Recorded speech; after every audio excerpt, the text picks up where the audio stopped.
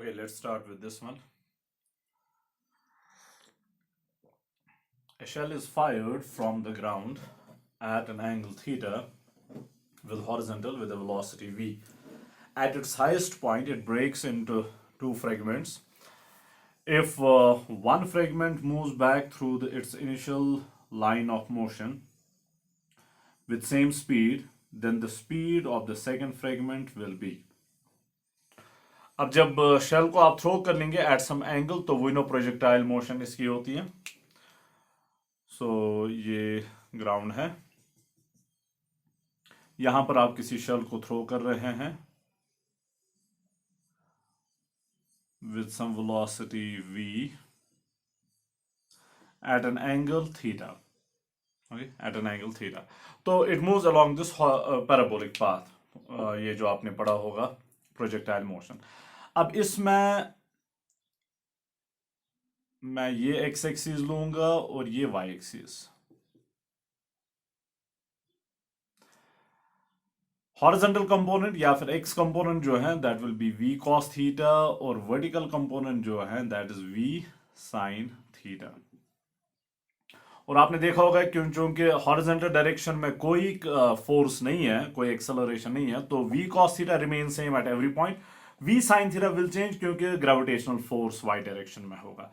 Eight its highest point when it reaches here, when the shell reaches here, suppose this is the shell, इसकी velocity जो होगी वो यहां v cos theta ही होगी. अब highest point पे वर्टिकल वेलोसिटी जो है वो 0 के बराबर बन गई होगी. ओके, तो हाईएस्ट पॉइंट की स्पेशल बात है कि वहां पर वेलोसिटी जो है एंड देयरफॉर मोमेंटम जो है वो खाली x एक्सिस के अलोंग है और फोर्स जो इन्वॉल्व है वो y डायरेक्शन में है. mg जो है वो y डायरेक्शन में है, अलोंग y एक्सिस है. तो x एक्सिस के अलोंग कोई फोर्स नहीं है, तो x एक्सिस वाला मोमेंटम जो है वो चेंज नहीं होगा.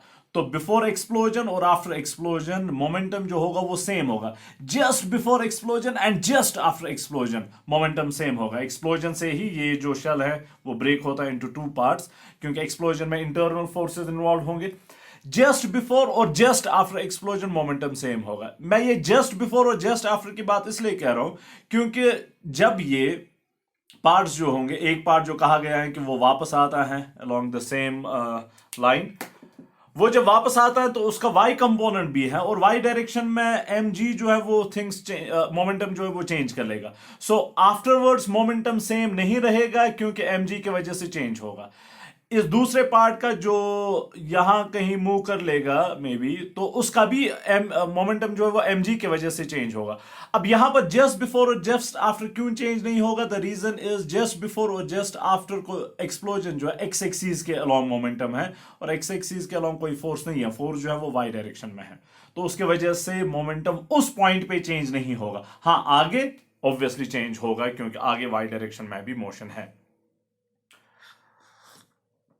अब आपसे कहा गया है कि एक फ्रेगमेंट जो है वो वापस आ रहा है along the same path, travel कर रहा है और विद द सेम स्पीड वापस आ रहा है. अगर ये सेम स्पीड नहीं भी कहा गया होता तब भी हम सेम स्पीड लेते. The reason is same path पे तभी ये वापस आ पाएगा जब ये same speed v cos theta से वापस आएगा. अगर v cos थीटा से ज्यादा स्पीड से वापस आएगा it will fall somewhere here. अगर v cos थीटा से कम स्पीड पे आएगा it will fall somewhere here. इसी लाइन के अलोंग तभी ये मूव कर पाएगा जब v cos थीटा ही इसकी वेलोसिटी होगी उसी पॉइंट पे, एक्सप्लोजन के पॉइंट पे. सो यहां पर कुछ एक्सप्लोजन हुआ है. This is the original projectile motion. अब एक पार्ट जो इसमें है उसकी स्पीड इस डायरेक्शन में v cos थीटा है, दूसरे पार्ट की स्पीड जो है वो इस डायरेक्शन में सम v प्राइम, हमें नहीं पता है. सो बिफोर एक्सप्लोजन ये सिचुएशन है, आफ्टर एक्सप्लोजन ये, जस्ट आफ्टर एक्सप्लोजन ये सिचुएशन है. ओके, जस्ट अब v प्राइम हमें देखना है कि किसके बराबर होगा. और ये कहा गया है कि at the highest point it breaks into two fragments. If one fragment comes back to, अब फ्रेगमेंट जो आइडेंटिकल है कि नहीं है उसके बारे में कुछ नहीं कहा गया है, so will take it identical. Okay, so we'll take identical fragments. Since question में mention नहीं है, a shell is fired from the ground at an angle of theta with a horizontal with a velocity v. At the highest point, it breaks into two fragments. If one fragment moves back through its initial line of motion with the same speed, then the speed of the second fragment will be. अब fragments identical है या नहीं उसके बारे में कुछ नहीं कहा गया, so we'll take it for granted कि identical है. Okay, will take it for granted के आइडेंटिकल है. सो अगर इसका मास जो है वो m के बराबर है तो यहां पर अब m/2 एक साइड से, m/2 दूसरे साइड से. Will take them identical. Since कोई इंफॉर्मेशन ही प्रोवाइडेड नहीं है तो will take them identical. So momentum just before explosion must be equal to momentum just after explosion. Okay, momentum just after explosion. और उसमें just before explosion जो है वो mass into velocity v cos theta is equal to just after explosion.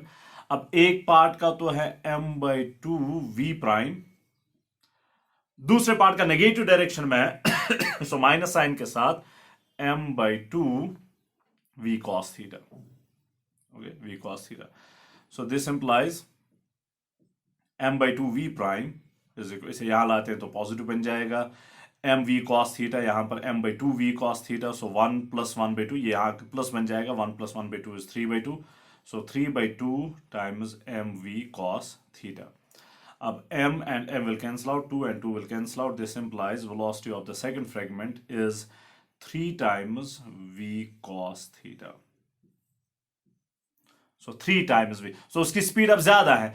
That would mean कि वो same path के along move नहीं कर लेगा जो पहले प्रोजेक्टेड थी, अब वो यहां कहीं फॉल कर लेगा, इस पाथ के अलॉन्ग मूव कर लेगा. सो उसकी वेलोसिटी जो होगी just after explosion eight the highest point 3 times v cos theta के बराबर होगी.